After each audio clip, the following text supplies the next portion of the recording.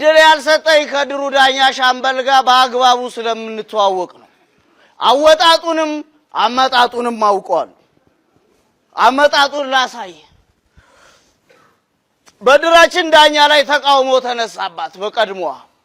ምነው ቢባል እሷ ወገንተኛና ዘረኛ ነች። ጥቅማ ጥቅሞችን ለወገኖቿ ነው የምትሰጠው።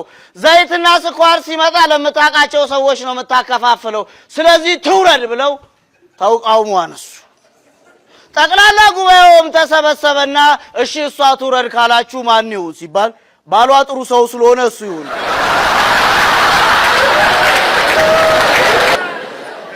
ታዲያ የዱላ ቅብብል ማለት ይሄ አይደለም? አወጣጡን ደግሞ ላሳይ።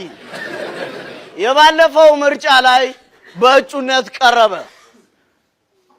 ሻምበል ማን ያዟል?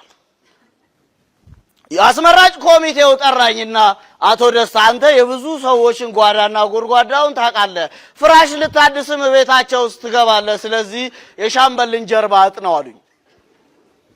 እሱ ግዴታዬ ነው ለሰፊው ህዝብ ሲባል ብዬ ማጥናት ጀመርኩ። ጥናቴን ጨርሼ በጊዜው ስብሰባው ላይ ተገኘው። አቶ ደስታ ጥናትህን ጨረስከው? ጀርባውን አጠናው? አዎ በሚገባ። እሺ እጅ ከምን አሉኝ። አረ ጎበዝ ሰውየው ጀርባ የሚባል የለውም ዙሪያውን ሆድ ነው።